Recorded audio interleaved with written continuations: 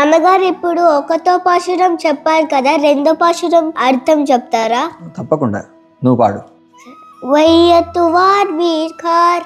ఈ భూమి మీదను శ్రీహరిని తలచుచు సుఖిస్తూ ఉన్న మానవులారా, నాముం నంపావేక్. మనము మన ఈ వ్రతానికి చెయ్యం కిరిచేగల్.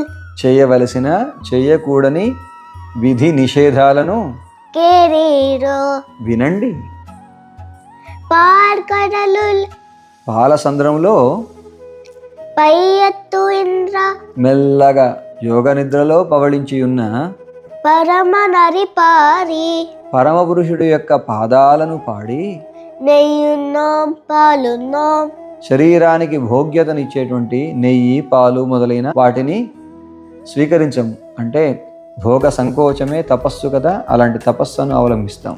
నాట్కాలే నిడారి. తెల్లవారే స్నానం చేస్తాం. మయిత్తిడుదోం. కనులకు కాటుక పెట్టం. మలరిత్తునాం ముడియోం. సిగలో పూలను మేమైతే ముడవం, కృష్ణుడు పెడితే సరి. చెయ్యాదన చెయ్యోం. చేయకూడని పనులు అంటే పెద్దలొప్పని పనులను చేయము.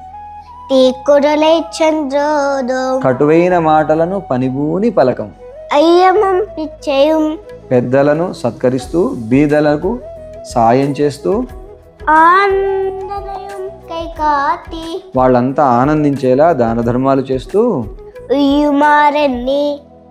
మేము ఉజ్జీవించే జీవన విధానం ఉగందేలో రంబావాయ్. సంతోషంగా పాల్గొని మీరు కూడా వచ్చి మా వ్రతంలో పాల్గొని ధన్యులు కావాల్సిందిగా ఆండాడు తల్లి ఈ వ్రతంలో పాల్గొనే వాళ్ళు చేయవలసిన చేయకూడని పనులను అందంగా ఆవిష్కరిస్తూ ఉంది.